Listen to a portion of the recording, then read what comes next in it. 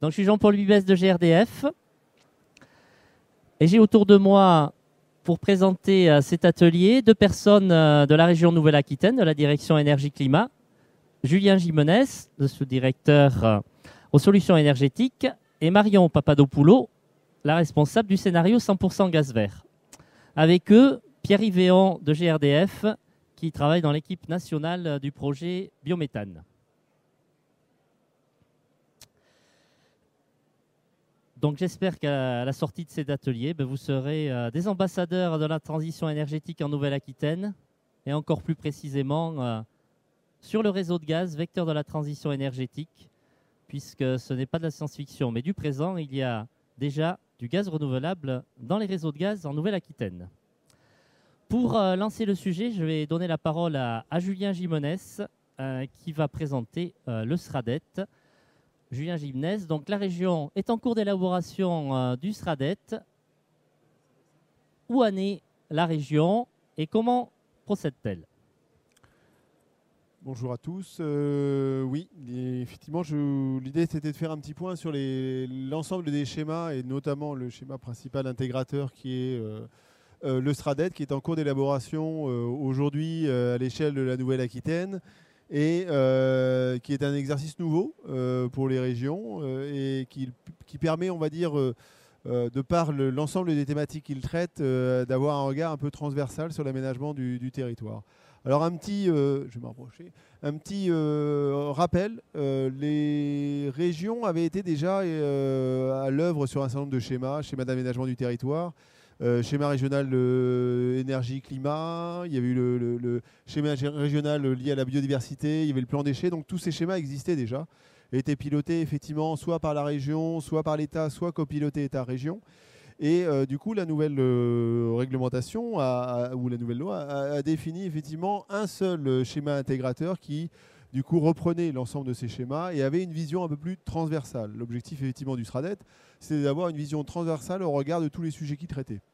On va retrouver les transports, on va retrouver l'énergie, on va trouver les déchets, la biodiversité, le numérique, et d'avoir une logique, effectivement, de comment on peut intégrer tous ces objectifs-là et avoir une logique d'aménagement du territoire durable.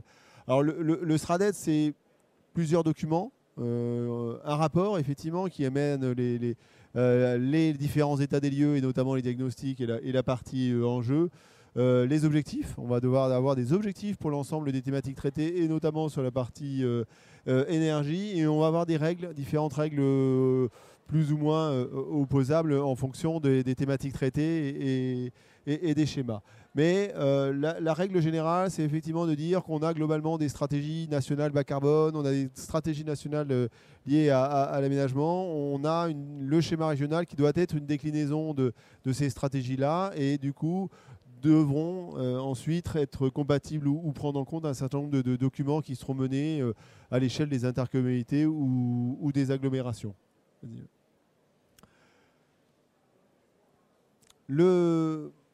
La nouveauté, effectivement, c'est le côté prescriptible du SRADET, et notamment sur son volet énergie. Le schéma régional énergie-climat avait plutôt une logique effectivement de prise en compte au départ uniquement et peu effectivement de compatibilité. On a aujourd'hui un certain nombre d'objectifs nationaux ou grands schémas qui sont définis à l'échelle nationale. Et on va avoir le SRADET qui va effectivement définir des objectifs et des règles. Et ces règles seront soit du coup les documents, on va dire, infra-régionales portés par les collectivités, que ce soit les STOCOT, les PNR, les PDU, les PLU ou autres, devront être soit compatibles, soit prendre en compte les règles. Il faut une nuance sur ce volet-là. Il y a toujours une réserve de la part de la collectivité locale au regard de l'impact financier que pourrait avoir la règle ou l'objectif défini dans le cadre du SRADET. Donc on est plutôt dans une logique à travers la construction de ce SRADET d'avoir des objectifs, on va dire, cohérents, adaptés à la région Nouvelle-Aquitaine et globalement réalisables dans les délais définis. Sur le volet énergie, on a différents timings. Je crois qu'on a 2030 et 2050, donc on a des objectifs qui vont dans le temps et qui permettent effectivement d'avoir une trajectoire plus qu'un objectif et de pouvoir définir un certain nombre de volets. Et du coup, sur le volet énergie, alors le volet énergie est assez transversal. On va retrouver naturellement tous les plans climat qui devront être élaborés par les collectivités et qui devront être effectivement compatibles avec les objectifs du SRADET, mais on va retrouver aussi toute la logique des documents d'urbanisme et les PDU, les documents de déplacement, les plans de déplacement, qui globalement ont des impacts assez forts en termes de consommation énergétique, que ce soit effectivement en termes de déploiement ou d'urbanisation ou en termes effectivement de mode de déplacement. Donc il y a une logique assez globale, mais la logique qu'a pris effectivement la région Nouvelle-Aquitaine, c'est vraiment une logique de prise en compte, de concertation, de définition effectivement d'objectifs à court terme opérationnels et compatibles avec le territoire, et à moyen terme et long terme des objectifs ambitieux, notamment sur le volet de la transition énergétique.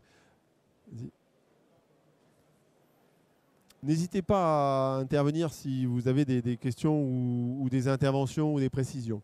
La Nouvelle-Aquitaine, donc la région Nouvelle-Aquitaine a lancé assez tôt l'élaboration de son schéma régional d'aménagement, avec effectivement une logique qui va être une logique déjà de diagnostic, de récupération de cette nouvelle région. On est d'accord que il y a une appréhension, on va dire, de l'ensemble des territoires de la Nouvelle-Aquitaine qui vont effectivement de l'Aix-Limousin, Aix-Poitou-Charentes et Aix-Aquitaine, de réaliser ce diagnostic en concertation, et ensuite de pouvoir définir un certain nombre de grands objectifs en termes à la fois d'aménagement, de transport et d'énergie. Sur le volet énergie, les deux grandes thématiques sont naturellement l'efficacité énergétique et les énergies renouvelables. Sur le volet de l'efficacité énergétique, les deux grands pans qui vont, on va dire, impacter un peu les collectivités sont le logement, globalement l'habitat, avec une logique de réduction de la consommation énergétique des logements et des bâtiments. Et on va avoir un deuxième volet qui va être les transports. Ce sont les deux grands axes globalement qui impactent et qui sont globalement traités par les plans locaux d'urbanisme et par les plans départementaux, les plans de développement urbain, de déplacement urbain.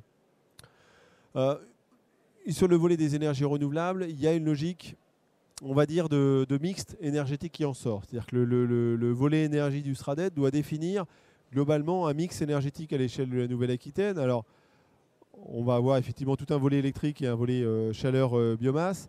Mais au-delà de ça, on explique bien que ce mix, il est régional. Il va prendre donc effectivement les caractéristiques des territoires comme la Creuse ou la Corrèze, des problématiques qui vont plus être liées à la Gironde et la métropole.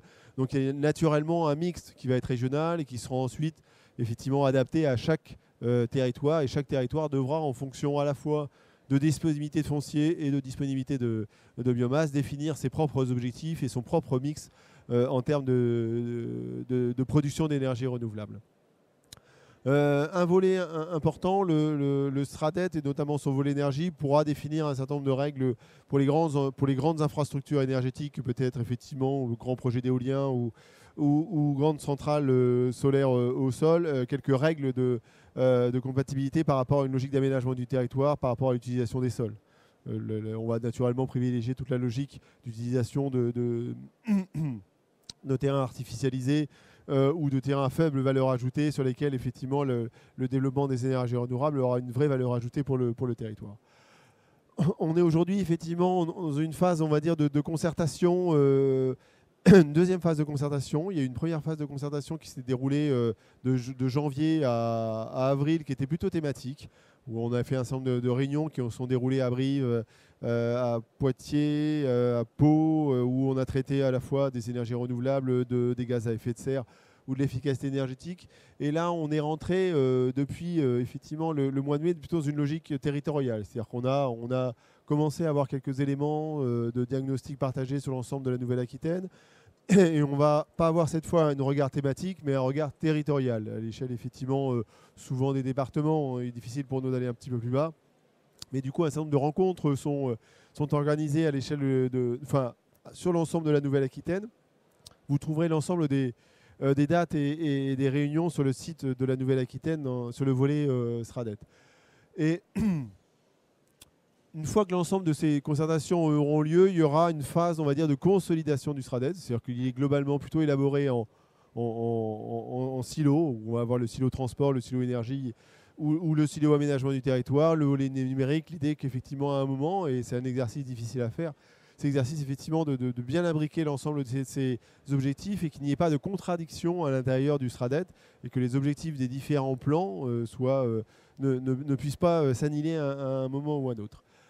En termes d'adoption et de validation. La première version du SRADET sera adoptée en séance plénière de la région en octobre prochain. Ce SRADET donc affichera les objectifs en termes de développement d'énergie renouvelable, le mixte de ces énergies renouvelables, les objectifs en termes de réduction de la consommation d'énergie et naturellement les objectifs en termes de réduction des émissions de gaz à effet de serre et d'amélioration de la qualité de l'air. Donc tous ces objectifs seront effectivement intégrés dans le volet SRADET et seront présentés et adoptés en séance plénière de l'octobre. On passera alors ensuite effectivement tout un long processus d'enquête publique et de validation qui permettra ensuite l'adoption et la validation définitive du SRADET lors d'une délibération en juillet 2019. Voilà ce que je voulais évoquer sur la partie SRADET. Je tiens à disposition de la salle un micro pour toute question. N'hésitez pas à les interrompre pendant la présentation sans attendre à la fin. Juste une question complémentaire, Julien. Au niveau donc, de la concertation, est-ce que vous avez eu beaucoup de remontées du terrain ou des contributions ? Oui, on a eu effectivement pas mal de contributions. Il y a eu sur le site de la région de Nouvelle-Aquitaine un portail qui a été ouvert pour l'ensemble des dépôts de ces contributions. Je crois que plus d'une centaine ont été déposées par des acteurs différents, à la fois du monde effectivement de l'énergie, mais aussi du monde de l'aménagement du territoire. Et après, les différentes concertations, que ce soit effectivement thématiques ou territoriales en ce moment, ont permis de recueillir un certain nombre de choses. D'ailleurs, il y a un cahier des acteurs qui a été réalisé suite à l'ensemble de ces réunions et qui permet déjà d'avoir une première vision de l'attente et des enjeux qu'il peut y avoir à l'échelle des territoires. Très bien. Marion Papadopoulou, pourquoi la région souhaite-t-elle verdir le territoire ? En quoi est-ce important pour la région et quels sont ses objectifs ? Alors, c'est perturbant de parler là-dedans. Donc, Monsieur Giménez en a parlé, on est en plein travail de planification et justement d'essayer de voir comment on pourra intégrer les énergies renouvelables dans notre mix énergétique. Et il y a un élément central dans cette question, c'est les réseaux. Alors, il y a les réseaux élec et le réseau gaz aussi. Ça peut paraître un peu antinomique de parler de réseau gaz et d'énergie renouvelable. Ce n'est pas forcément la première chose qu'on va associer. Pourtant, c'est aussi un vrai moyen d'acheminer les énergies renouvelables chez les personnes. Alors souvent, quand on est une collectivité, un élu, on nous dit énergie renouvelable pour le chauffage, pour l'eau chaude. On pense par exemple réseau de chaleur biomasse. C'est quelque chose qui se développe beaucoup. Oui, mais le réseau gaz, il a plein d'avantages. Il a un vrai avantage déjà, c'est qu'il appartient aux collectivités et qu'il est amorti. Il y a énormément de communes aujourd'hui en France qui sont équipées d'un réseau gaz qui est là, qui est économiquement déjà rentable. La première erreur, ça serait de délaisser cette infrastructure existante qui fonctionne bien et sur lesquelles on a un bon retour pour tout jeter et aller vers d'autres solutions. Donc il faudra vraiment trouver un mix et trouver une place pour ce gaz, ce réseau qui est là. La deuxième raison, c'est aussi que c'est un moyen particulièrement pertinent pour amener les énergies renouvelables dans les domiciles, dans les points de consommation. Aujourd'hui, quand on a un réseau de chaleur, on va avoir beaucoup plus de déperdition quand on va acheminer l'eau chaude, la chaleur, la vapeur. Transporter du gaz, c'est quelque chose qui est extrêmement efficace avec peu de pertes. Donc c'est quelque chose qui a tout à fait sa place. Maintenant, à partir de là, comment est-ce qu'on peut arriver à faire de ce réseau qui est aujourd'hui quand même 100% fossile, peu de choses près, et non seulement fossile, mais en plus qui est alimenté avec des sources d'énergie qui sont très lointaines, puisqu'aujourd'hui on importe notre gaz à 98% de sources qui sont quand même plutôt lointaines, mer du Nord, Russie, Algérie. Comment est-ce qu'on va transformer ce réseau-là en un vrai réseau local avec une production de gaz local? Est-ce que c'est faisable? Et quel impact surtout ça aura sur les territoires, économiquement, sur la facture énergétique, sur l'emploi, etc. C'est vraiment ces questions-là qu'il faut essayer maintenant d'aborder. Très bien, ça nous amène tout naturellement vers la deuxième partie, justement. 100% de gaz renouvelable dans le réseau, est-ce possible ? Je laisse la parole à il a été réalisé une étude conjointe entre l'ADEME, GRDF et GRT Gaz, où on s'est posé des questions sur est-ce que demain en France, on pourrait imaginer d'être 100% en gaz renouvelable et donc se passer du gaz fossile? Donc il y a une étude prospective qui a été réalisée qui devait répondre en fin de compte à 4 questions importantes.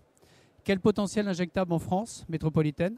Est-ce que nous avons suffisamment de possibilités d'injection? La deuxième question, pourra-t-on couvrir le niveau de demande par rapport au scénario ADEME? Donc est-ce qu'il y a suffisamment d'intrants en France pour pouvoir déplacer le gaz fossile vers du gaz renouvelable? C'est évident qu'aujourd'hui, si on tend vers ce modèle-là, il va falloir adapter les réseaux. Donc qu'est-ce qu'il va falloir faire au niveau des réseaux, des opérateurs de réseau pour répondre à ce 100%? Et puis après, quel serait le coût moyen du gaz? Donc là, on va les zoomer très très rapidement sur quelques points de l'étude. Vous avez un document de synthèse que vous pouvez télécharger sur le site de l'ADEME. Où vous avez beaucoup plus de détails, où on vous explique cette étude de façon beaucoup plus détaillée. Parce qu'entre nous, il nous faudra au moins 2 heures pour rentrer dans tous les scénarios énergétiques. Donc en fin de compte, pour produire ce gaz vert, il y aurait 3 filières. La première filière qui est la méthanisation, ce qui se met en place actuellement. Je ne sais pas quelle est votre connaissance sur la méthanisation, mais le principe de la méthanisation, c'est quelque chose de relativement simple. Vous prenez des intrants de type agricole, déchets ménagers, déchets de collectivité, des bouts de steppe. Vous mettez ça dans des grandes yourtes sans oxygène, ce qu'on appelle un système anaérobique. La matière se décompose entre 60 et 120 jours et vous fabriquez du biogaz. Ce biogaz, vous l'épurez, c'est-à-dire vous gardez que le CH4, c'est-à-dire la même chose que le gaz naturel, et vous pouvez l'injecter dans les réseaux de GRDF ou des autres opérateurs de réseau. Donc ça, c'est la méthanisation, c'est le premier niveau, c'est ce qu'on appelle le 1G, le premier niveau, qui est actuellement en plein développement. On reviendra dessus tout à l'heure. Vous avez l'autre solution qui est la pyrogazéification. Vous prenez de la biomasse, vous la montez en température et vous fabriquez du gaz avec tout un procédé. Donc ça, actuellement, nous avons des pilotes industriels qui sont en fonctionnement et qui commencent à produire ce gaz. Et vous avez le troisième niveau qui est le power to gas. Il faut savoir que quand vous faites de l'électricité renouvelable, il y a une décorrélation entre la production et la consommation. Donc plus l'électricité verte va se développer, plus on aura des excédents d'électricité. Donc l'idée, c'est par électrolyse de l'eau, avec cette électricité verte, de fabriquer du gaz. Actuellement, sur le troisième niveau, on est sur des pilotes de type de laboratoire. Donc c'est des technologies qui sont émergentes. Sur la pyrogazéification, on peut imaginer que dans 5 à 10 ans, on aura une industrialisation. Et sur le power to gas, on peut imaginer que dans 10 à 15 ans, on aura une industrialisation de ce procédé. Donc là, les 3 filières de gaz qui sont considérées dans l'étude. Alors après, la problématique, c'est le réseau. Ce n'est pas le tout de produire du gaz, il va falloir le rentrer dans le réseau. Et un réseau de gaz, le producteur ne peut injecter du gaz que si le réseau est disponible. Donc il va falloir que les opérateurs des réseaux, dont GRDF, on restructure nos réseaux pour pouvoir injecter beaucoup plus de gaz. Donc différents procédés. Le premier procédé, c'est l'injection portée. Donc là, la première unité d'injection portée est en service depuis 1 mois maintenant. L'idée, c'est que vous avez une exploitation agricole, elle produit son gaz, elle l'épure, elle fabrique son biométhane. Par contre, le réseau est à 20 km. Donc il y a un camion, le gaz est liquéfié, il y a un camion qui vient chercher ce gaz et qui l'injecte, qui va le chercher au point d'injection. Donc il y a une rotation par camion du biométhane liquéfié. Donc c'est ce qu'on appelle le gaz porté. Aujourd'hui, il y a du gaz porté, donc là, c'est un producteur pour un point d'injection. Et on a des projets actuellement, ce qu'on appelle en tournée du laitier, plusieurs exploitations qui produisent leur biométhane. L'idée, c'est qu'un camion vienne collecter le biométhane et vienne injecter le gaz à un endroit où il y a de la disponibilité. Donc, première solution, le gaz porté. Sur la restructuration des réseaux, la solution sur un réseau de distribution, c'est de faire ce qu'on appelle du maillage. Vous imaginez 2 communes. L'idée toute simple, c'est de relier les communes entre elles pour augmenter la capacité des réseaux. Donc c'est ce qu'on appelle le maillage. C'est un procédé qui est déjà utilisé pour les projets actuels, mais qui devra, pour avoir 100% de gaz vert dans les réseaux, être généralisé. Donc ça, c'est le travail que peut faire un distributeur. Par contre, pour aller encore plus loin, on s'est posé la question, on s'est dit il faut arriver à vider les réseaux de la distribution pour remonter le gaz sur les réseaux de transport. Donc ça, c'est ce qu'on appelle les rebours. Donc classiquement, le gaz arrive sur le réseau de transport, on détend le gaz, on envoie ça sur le réseau de distribution. Ben, l'idée, c'est de faire l'inverse. Le producteur va injecter du gaz sur le réseau de distribution.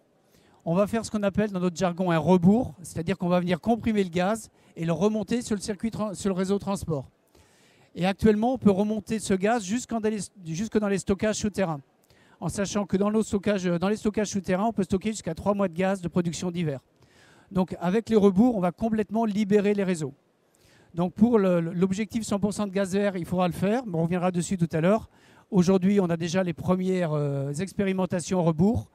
Il y en a un sur la Vendée, un sur la Bretagne, pour libérer les réseaux et injecter de plus en plus de gaz. Donc, est-ce qu'il y a du potentiel en France? Eh bien, l'étude, elle est claire. Le potentiel injectable en France est de 460 TWh. Tout à l'heure, je parlais du scénario ADEME qui a été fait en 2017. Aujourd'hui, grâce à l'efficacité énergétique, on sait très bien que la consommation d'énergie va baisser. À horizon 2050, l'objectif, ce serait d'injecter à peu près, d'avoir 300 TWh de gaz à fournir. Donc grâce à l'efficacité énergétique, on s'aperçoit qu'en France, on va consommer moins d'énergie. Et aujourd'hui, à date, on a 460 TWh de ressources injectables. Alors, vous aurez les présentations, hein, mais en fin de compte, c'est toutes les ressources qu'on va aller chercher.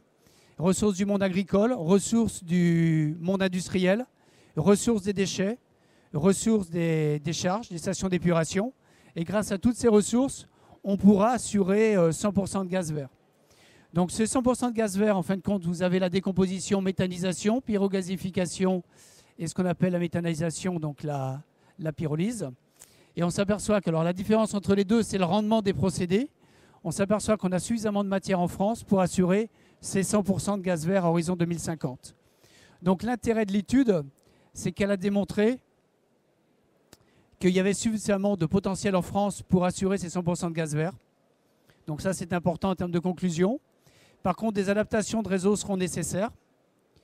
Il y a une complémentarité gaz-électricité. Il ne faut pas oublier que le gaz assure plus de 20% de la production d'énergie en France et que l'électricité viendra en complément. L'intérêt du développement du gaz renouvelable aussi, ça va apporter des opportunités au niveau du monde rural. Parce que c'est évident qu'aujourd'hui, le monde rural cherche de la diversification en termes de revenus. Et la méthanisation est une des solutions de cette diversification. Et puis l'attractivité au niveau des territoires. À partir du moment où le territoire pourra produire son énergie, il deviendra beaucoup plus autonome. Et une autre analyse qui va être faite courant 2019, c'est qu'à partir du moment où vous produisez votre gaz vert, vous n'avez plus besoin d'acheter de gaz fossile, il y aura un rééquilibrage de la balance commerciale au niveau national. Donc ça, c'est une étude qui va être prévue pour 2019. Donc en conclusion, cette étude 100% de gaz vert, elle démontre qu'on a suffisamment de potentiel en France pour y arriver. Ça va se faire de façon graduelle, mais c'est une étude prospective et c'est déjà une base de départ des analyses à venir, quoi. Donc voilà un petit peu ce que je pouvais dire rapidement sur cette étude 100% gaz vert. Y a-t-il des questions dans la salle?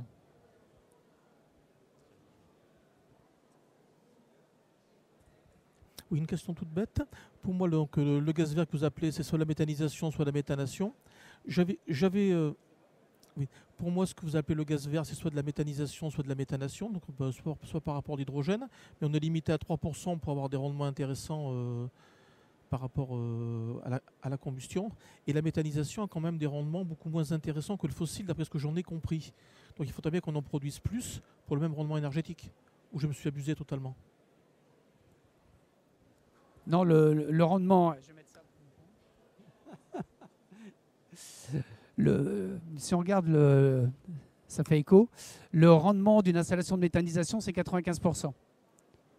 C'est-à-dire que quand vous avez fabriqué votre biométhane, vous avez les mêmes caractéristiques que du gaz naturel. Donc le rendement, une fois que le gaz est injecté, sera identique. Après, le pourcentage d'injection de l'hydrogène dans les réseaux, aujourd'hui, on fait des tests à 3%, 6, 7%. Et on a même un test sur Dunkerque qu'on va monter à plus de 7% d'hydrogène dans les réseaux. Mais les rendements seront identiques. Après, il faut jouer sur, on ne va pas rentrer dans le détail, mais sur les fameux pouvoirs calorifiques. Et c'est vrai qu'il y aura des variations à tenir compte. Mais aujourd'hui, si je compare du biométhane à du gaz naturel, vous avez les mêmes caractéristiques de gaz, quoi. Il n'y a pas d'émission de CO2 en plus Non, il n'y a pas d'émission. Si on regarde le biométhane, en fin de compte, c'est comme pour la biomasse. Le CO2 qu'on va capter lors de, par exemple, si vous faites des cultures intermédiaires à vocation énergétique, le CO2 que vous allez capter pendant la pousse de la plante, c'est la valorisation du CO2 que vous allez rejeter. Donc le bilan CO2 est neutralisé, quoi. En sachant qu'on a quelques unités en France, alors sur les très grosses unités, où on va aller chercher de la valorisation du CO2 avec la fabrication de neige carbonique. Mais là, il faut des unités relativement conséquentes. Donc on pourrait même avoir un bilan carbonique, un bilan CO2 qui sera meilleur. Le bilan, alors de tête, le bilan CO2 du gaz naturel, c'est 234 grammes. Et le bilan CO2 du biométhane, on est à 23,4. C'est dans la base carbone, si vous voulez aller voir. Parce que ce que j'avais retenu, c'est qu'en gros, si on veut limiter le réchauffement climatique, il faut éviter d'extraire du sous-sol tout ce qui est emprisonné, donc qui est lié à du fossile. Parce que là, sinon, on aura forcément une empreinte carbone qui ne pourra que s'accentuer. Donc le fait d'avoir des choses de style biométhane, enfin, tout ce qui peut être bio côté gaz, peut en effet être très intéressant. Ouais, c'est-à-dire que lorsqu'on parle méthanisation, on parle gaz, mais on parle aussi digestat. Donc ce fameux digestat, en fin de compte, qui est un engrais, permettra de capter le CO2 et de le réinjecter directement au niveau des plantes. En sachant qu'il y a Arvalis, un centre technique qui va sortir une documentation scientifique sur la valorisation des cives et du digestat pour en démontrer sa valeur, quoi.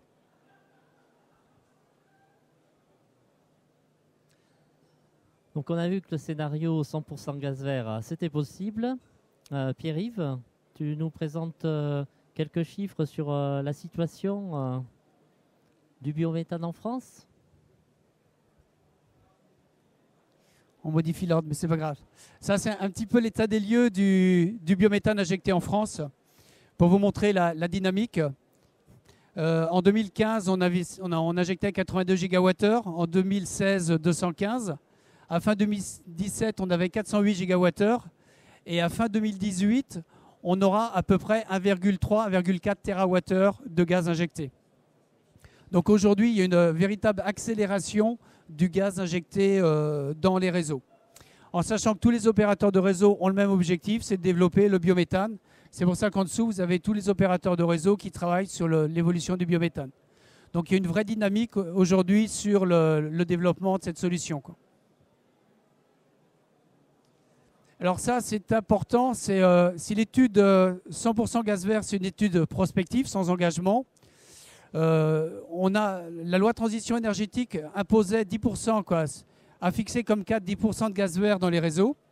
Les opérateurs de réseau, eux, ont souhaité être beaucoup plus ambitieux par rapport à ces lois de transition énergétique et se sont fixés un objectif de 30% de gaz renouvelable en 2030. Donc la question qu'on nous pose souvent, c'est est-ce qu'on y sera ? Par exemple, par rapport aux 8 TWh de gaz en 2023, dans notre registre des capacités, c'est-à-dire les porteurs de projets qui ont réservé une capacité d'injection de réseau, on est déjà à 8,7 TWh. Donc on sait que déjà par rapport à l'objectif 2023, on sera au-delà de cet objectif de 8 TWh. L'objectif en 2028 étant d'arriver à 50 TWh de gaz vert dans les réseaux. Donc aujourd'hui, la dynamique des projets nous fait dire qu'on sera complètement en ligne par rapport à cet objectif.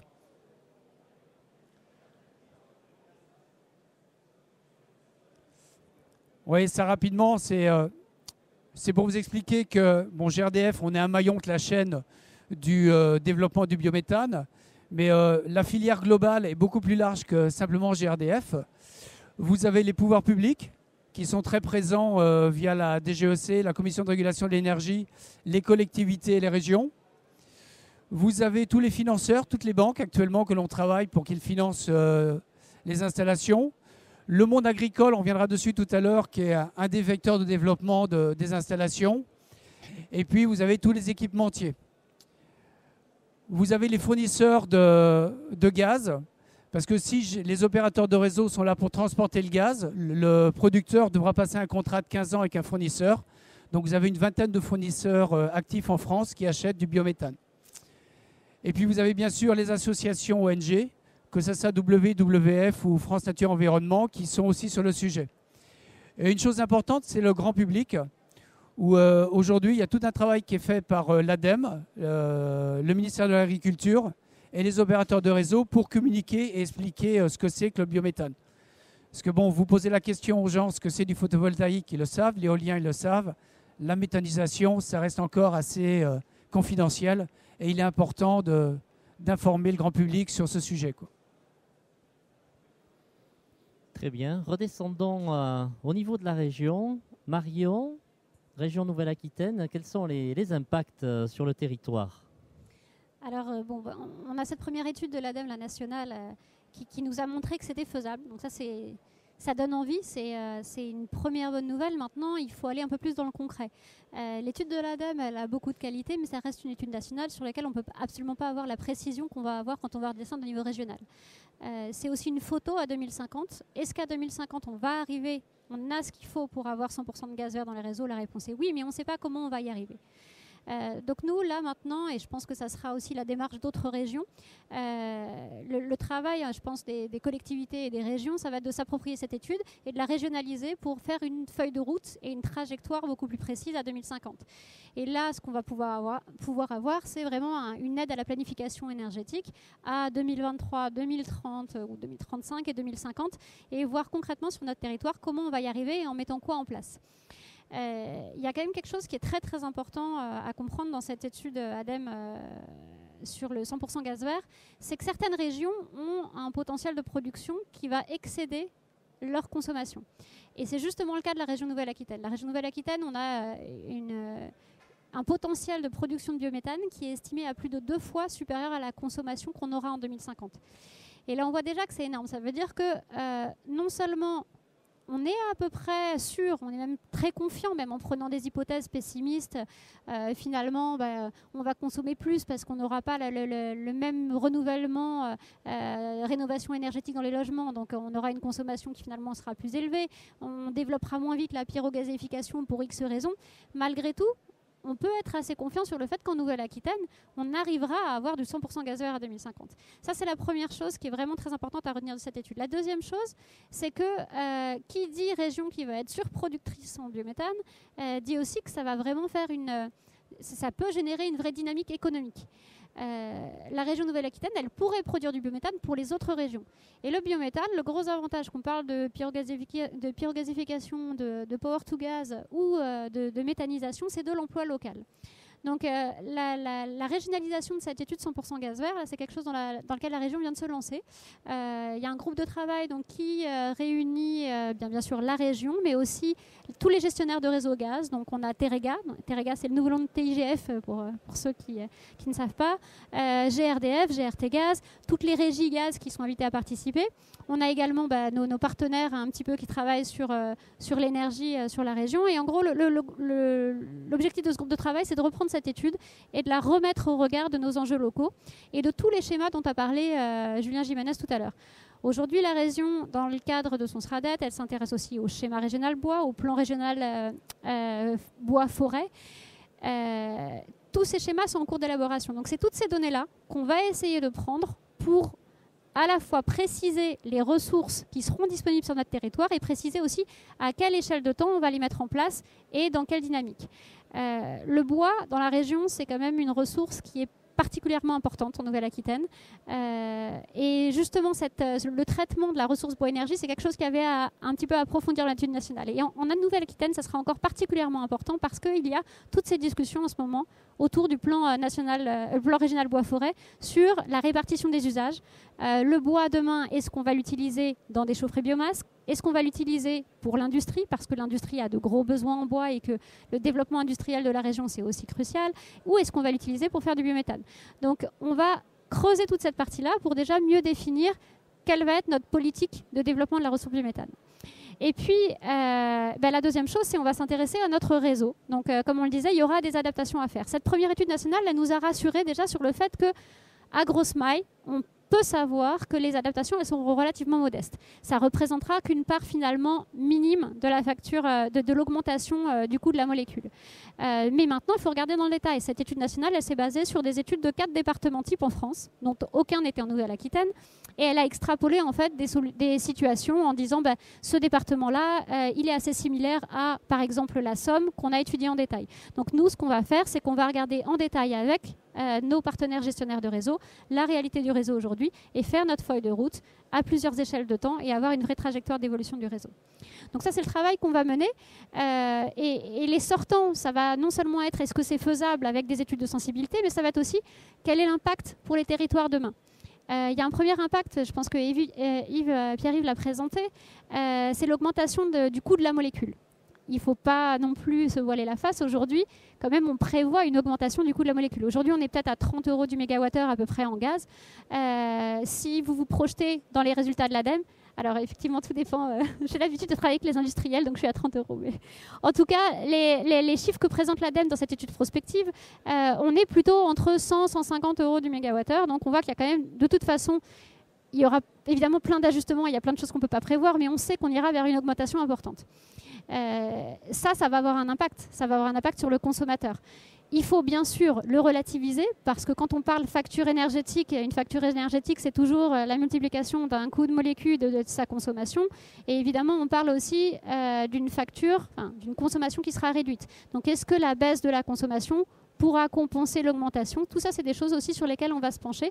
Quel sera l'impact pour les territoires, quel sera l'impact pour les habitants de la région sur le verdissement du réseau de gaz. Et puis, moi, la chose que j'aimerais bien également qu'on aborde dans cette étude, c'est la question effectivement de l'emploi et du dynamisme territorial. Parce que, comme je vous le disais, le fait que la région soit excédentaire en production, et ce n'est pas le cas de toutes les régions, puisque certaines régions surproduiront pour d'autres, c'est une vraie opportunité aujourd'hui pour nos collectivités et pour le développement économique des collectivités. Et donc, j'espère qu'on pourra également aborder ce point-là. Si vous avez des questions. Sinon, où en est-on dans la région et comment la région Nouvelle-Aquitaine va accompagner la filière agricole? Alors effectivement, la région Nouvelle-Aquitaine s'est engagée depuis bien maintenant 5-6 ans dans le développement des projets de méthanisation. Alors, pour rappel, on est la première région agricole de France, voire d'Europe. On est une des premières régions forestières d'Europe aussi. Donc on a vraiment un potentiel extrêmement important avec naturellement des typologies d'exploitation agricole très variées si on part effectivement de la Creuse ou des Pyrénées-Atlantiques ou des Deux-Sèvres, mais avec un potentiel. Donc l'idée est que la région s'est vite positionnée sur l'accompagnement de ce volet-là avec le monde agricole parce que tout le dispositif est construit avec la Chambre régionale d'agriculture et la Fédération régionale des CUMA pour qu'effectivement le monde agricole puisse se positionner et puisse effectivement développer la méthanisation. Un petit rappel, toujours par rapport à la production de gaz vert à partir de la méthanisation. Il faut rappeler qu'au départ, la méthanisation apporte plus que de l'énergie renouvelable. Elle traite des déchets. C'est-à-dire que la logique effectivement de la méthanisation, c'est le traitement de déchets agricoles, de déchets effectivement de steppes, de déchets divers et variés, et qui produisent effectivement des énergies renouvelables. Donc il y a vraiment un double bénéfice au développement de la méthanisation aujourd'hui en Nouvelle-Aquitaine. On a globalement 52 unités en fonctionnement, mais on est plutôt sur un rythme très élevé, avec plus d'une centaine de projets en développement à l'échelle de la Nouvelle-Aquitaine.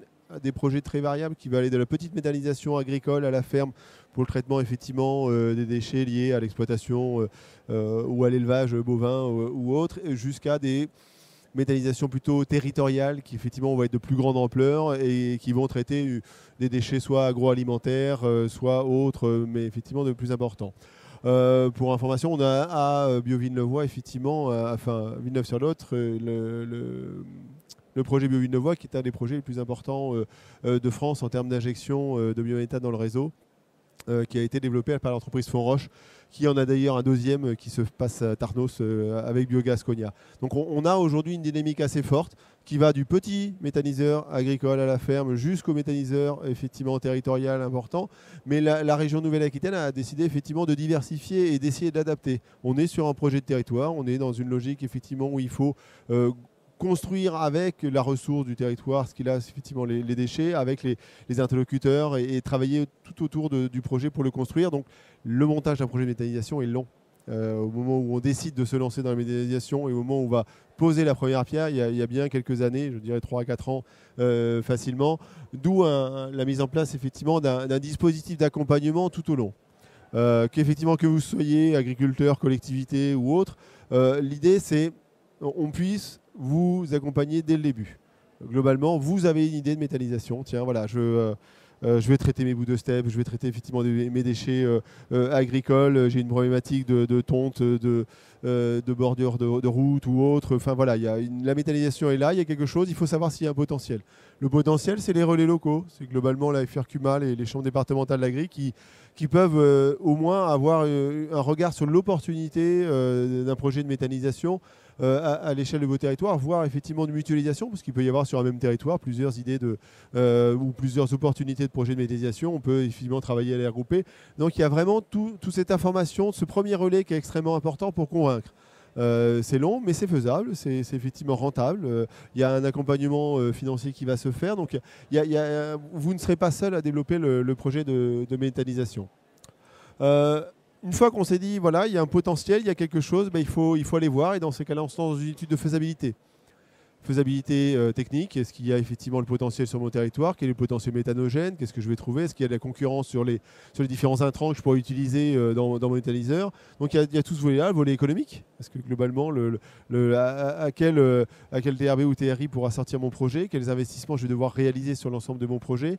Et du coup, on arrive tout ça sur le volet étude de faisabilité. Il y a un accompagnement financier de la région et l'ADEME sur ce volet-là et que se poursuit après. L'étude de faisabilité est positive. Vous avez globalement un potentiel. Le projet est réalisable. On passe effectivement au volet investissement. La région et l'ADEME ont une logique. On va dire, on a identifié les freins à la méthanisation au-delà des freins techniques et de l'exploitation du méthaniseur. Ça va être de convaincre effectivement les différents banquiers de vous prêter l'argent pour vous lancer dans la méthanisation. On est sur la ressource biomasse vivante, compliquée. On est sur des projets émergents qui ont de temps en temps eu quelques difficultés, donc ça se sait dans le milieu financier.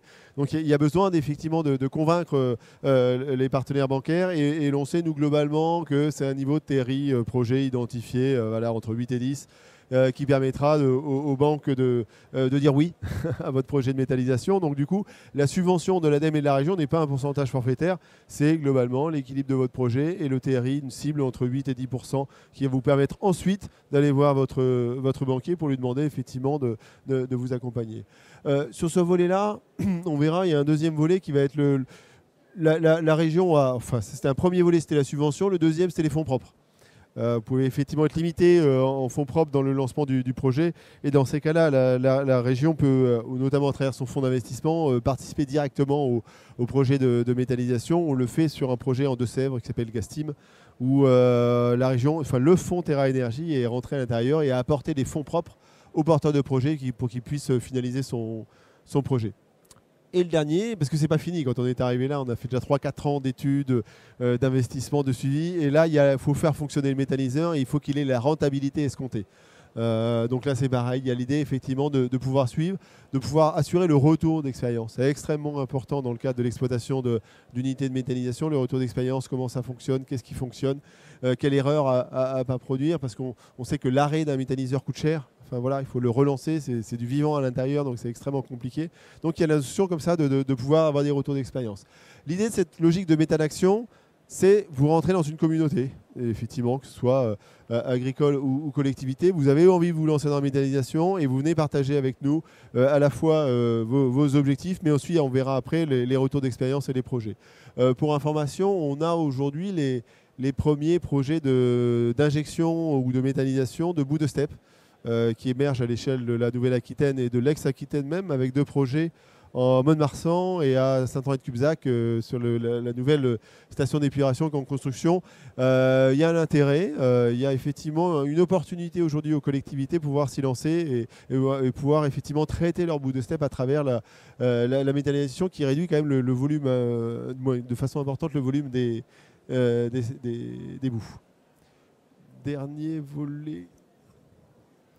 Ouais, ça, c'était la théorie. Tout ce qui est sur la table pour aider les porteurs de projets. Où en est-on? Quelle est la dynamique actuelle en France et en Nouvelle-Aquitaine? Ouais, je vais rebondir quand même sur les steps. Par rapport, donc, quand vous faites la méthanisation, vous avez deux filières, la filière cogénération et la filière injection. La filière cogénération, les arrêtés datent de 2006. Donc c'est une filière qui a déjà un historique important. Nous, en injection, les arrêtés datent de novembre 2011. Le premier site qui a injecté du biométhane dans le monde agricole, c'est août 2013. Donc il va avoir 5 ans. Donc l'installation, entre guillemets, la plus vieille, n'a que 5 ans. Donc on est vraiment au début de l'aventure de l'injection. Et c'est aujourd'hui qu'il y a une accélération forte. Si on prend les steps pour les stations d'épuration urbaine, l'arrêté date de 2014. Donc c'est aujourd'hui qu'on a les premières steps, alors on va dire depuis 1 an et demi, les premières steps en service. On en a 5 en service, en injection. Et au niveau national, on a plus de 80 projets de steps actuellement en injection. Donc il y a une vraie dynamique de valorisation du biométhane dans les steps. Un des intérêts pour les collectivités, c'est que quand vous avez méthanisé vos bouts de steps, vous avez diminué le volume d'au moins 30%. Donc ça vous fait 30% de matière en moins à traiter, quoi. Donc une vraie dynamique. Alors la vraie dynamique, et on voit bien l'accélération, donc les chiffres sont marqués petits. Hein. Donc fin 2018 au niveau national, on aura à peu près 74 sites en injection. Il faut savoir qu'en 2018, on aura mis plus de sites en service que ce qu'on a fait en 4 ans. Donc il y a une véritable accélération par rapport aux mises en service. Fin 2019, on aura à peu près 150 sites. Fin 2020, 360 sites. Et 2021, il y aura à peu près 500 sites. Alors on a une visibilité, pourquoi? Parce que c'est ce que vous disiez tout à l'heure, c'est que le temps de gestation d'un projet, c'est 3 ans, 4 ans. Donc on a une visibilité sur les points de sortie. Et vous voyez la courbe au niveau national. Et si vous regardez la courbe au niveau de la région Nouvelle-Aquitaine, c'est exactement la même forme. Vous avez exactement la même dynamique avec une véritable accélération des installations en injection, quoi. Donc au niveau national, actuellement, on travaille sur 968 projets. Et depuis le début de l'année, on a généré 260 projets nouveaux, quoi. Donc il y a une véritable demande du monde agricole par rapport à cette recherche de diversification de revenus aussi qu'apporte la méthanisation, quoi. N'hésitez pas à poser des questions, parce que je pourrais parler longtemps. Alors, le taux de réussite, oui, par rapport aux 968, vous pouvez dire qu'il y a 50% des projets qui iront au bout, quoi. Oui, alors, qu'est-ce qui fait qu'ils s'arrêtent? Ce qu'on a dit, des problèmes de financement, des problèmes de gouvernance aussi, parce qu'on s'aperçoit que les projets de méthanisation, c'est souvent 5, 10, 15, voire plus d'agriculteurs qui se regroupent. Donc cette petite communauté, il faut la faire vivre et de temps en temps, ça s'arrête. Des problèmes d'acceptabilité aussi sociale des projets. Vous avez aussi des projets où la communication n'est pas forcément bien menée en amont et où ça pose des problèmes d'acceptabilité des projets au niveau local. Donc ça, c'est un discours qu'on porte aussi au niveau des porteurs de projets. Ayez une communication proactive dès le début de votre projet pour expliquer aux riverains c'est quoi votre projet, c'est quoi la méthanisation et qu'est-ce que ça va apporter au niveau des territoires. Et ces porteurs de projets doivent aussi s'appuyer sur leur collectivité pour les aider à communiquer, quoi. Dans vos débats, il fonctionne? Oui.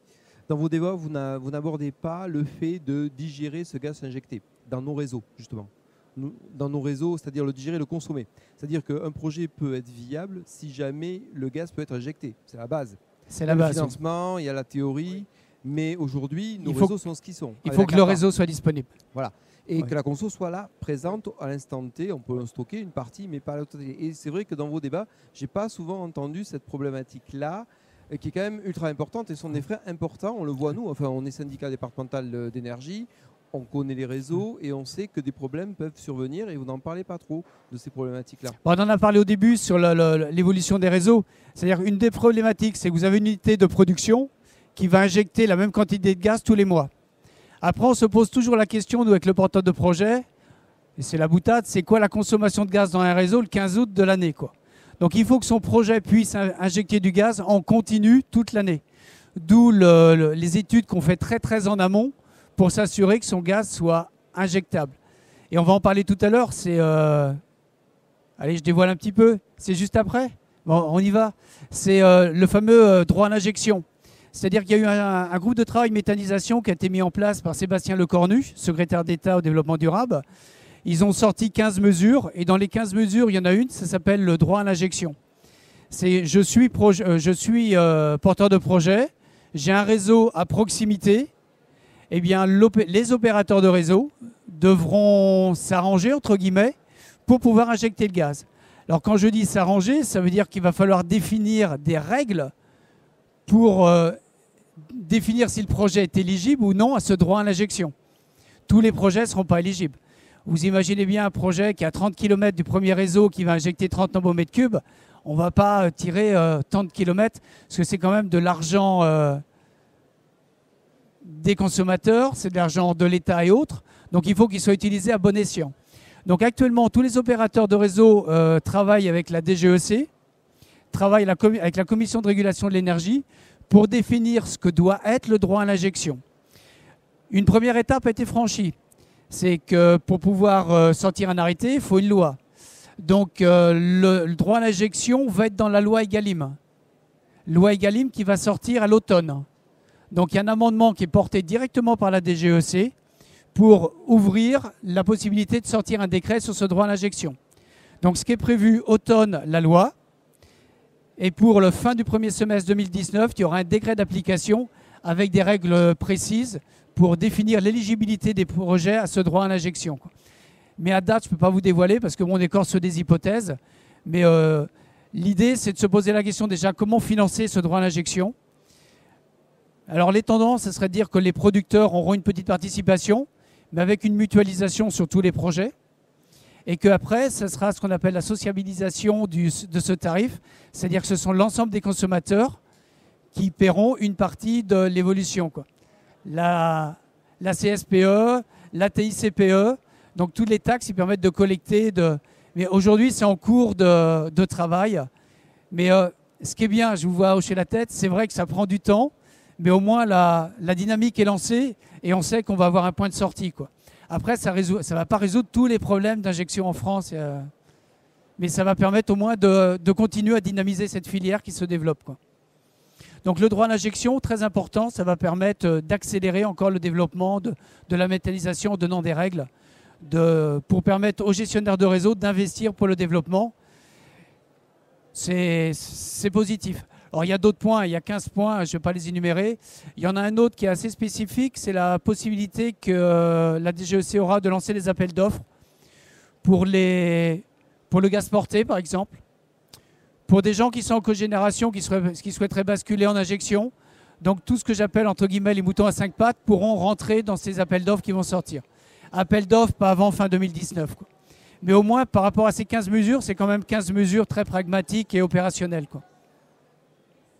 Également des accélérations pour les autorisations administratives en préfecture pour les projets. Oui. Alors par rapport aux déclarations ICPE, quelques nouveautés quand même. C'est que donc, vous avez 3 niveaux. Déclaration, enregistrement, autorisation. Et vous rentriez en autorisation dès que vous entrez 60 tonnes de matière jour. Ce seuil de 60 tonnes va passer à 100 tonnes. Donc ça va simplifier quand même pour le monde agricole le développement de projets de 200-250 nm3 sans avoir à passer en autorisation avec enquête publique, et ce qui faisait perdre entre 6 et 8 mois. Par contre, ça n'empêchera pas, c'est pas parce qu'il n'y aura plus d'enquête publique, et nous c'est le discours qu'on porte, qu'il faudra quand même sensibiliser les riverains et avoir une communication quand même active sur l'acceptabilité des projets. Alors ça, c'est un document, on vous enverra le lien pour le télécharger. C'est une enquête sociologique qu'on a fait sur 10 sites en injection pour voir un petit peu c'est quoi la perception des parties prenantes, c'est les unités de méthanisation. Donc au moment de l'apparition du projet, pendant sa construction et pendant son exploitation. Au moins, c'est un retour d'expérience qui était tourné vers les collectivités pour montrer la perception des riverains sur ce type de projet. Et l'ADEME vient de sortir aussi un document. Nous, on a participé, GRDF, avec d'autres opérateurs, et France Nature Environnement, et ainsi de suite, sur un dossier sur l'appropriation de ces projets. Donc l'ADEME a un document pour communiquer et GRDF a un retour d'expérience. Mais c'est important de ne pas négliger cette appropriation des projets. Des questions dans la salle? Question? Ça va peut-être venir. Nous allons passer à une synthèse pour les collectivités locales. Donc, nous avons entendu que vous, collectivités locales, vous pouvez produire du biométhane avec les bouts de stations d'épuration ou les sites d'enfouissement de déchets. Mais quels peuvent être également ensuite les usages? Oui, parce qu'on a parlé effectivement des bénéfices de la méthanisation dans le cadre effectivement du traitement de déchets, dans le cadre de la production de gaz vert. Mais on pense en région Nouvelle-Aquitaine qu'il y a une opportunité encore plus grande, c'est l'usage et la substitution du biométhane, la substitution du carburant par du biométhane avec le bio-GNV. On parlait effectivement de la problématique de l'injection, l'utilisation des réseaux et la consommation de gaz toute l'année sur lesquels le transport pourrait être une opportunité. Mais on est là aujourd'hui sur une technologie mature, c'est-à-dire que globalement les bus, les camions, bientôt les cars, un certain nombre de véhicules commencent à sortir, les constructeurs se positionnent. On n'a pas de rupture technologique à faire sur ce volet-là, mais plutôt une industrialisation pour essayer de réduire les coûts. Et on va avoir de plus en plus de production et d'injection de biométhane dans les réseaux. Et on pense que là, il y a une réelle opportunité de substitution. Il y a une vraie opportunité de créer un maillage régional de stations ouvertes qui délivrent effectivement du bio-GNV. Que les collectivités effectivement puissent équiper leur flotte de bus ou autres au bio-GNV. Enfin, voilà, il y a toute une dynamique qui peut se créer autour de ça et qui est aujourd'hui. C'est-à-dire qu'on n'est pas effectivement dans une logique de quand est-ce que mon car électrique ou mon bus à hydrogène arrive. Le bus à bio-GNV, il est là. Le bio-GNV, c'est, on l'a rappelé, effectivement une réduction très forte des émissions de gaz à effet de serre, une réduction très forte des particules. Donc vraiment que des avantages dans ce volet-là. Et c'est vraiment la technologie qui aujourd'hui peut se substituer au diesel. La région a lancé un dispositif de soutien, alors on l'a vu à la méthanisation, et maintenant a lancé un dispositif de soutien à l'investissement dans la création de stations. Donc on peut vous accompagner sur la structuration et l'investissement dans le cadre de la création d'une station bio-GNV, on dit bien bio-GNV. C'est-à-dire qu'on veut effectivement qu'il y ait ça soit du bio qui soit délivré dans la station, avec effectivement derrière un accompagnement qui peut être sur l'investissement des véhicules. Alors prioritairement au transport routier de marchandises, c'était la cible choisie par la région, mais on a gardé une partie des fonds européens pour pouvoir accompagner les collectivités qui souhaiteraient effectivement se lancer et faire évoluer leur flotte soit de baumes, soit effectivement de bus avec du bio-GNV. Donc on a globalement une production qui explose, un potentiel important, une production qui va exploser assez rapidement à l'échelle de la Nouvelle-Aquitaine. On pense que voilà, demain c'est le carburant de demain, le bio-GNV. Voilà. Des questions dans la salle? Nous arrivons au terme de l'atelier. Donc j'ai bien retenu que la région et les moteurs, elle est là pour accompagner les porteurs de projets, pour produire du gaz renouvelable.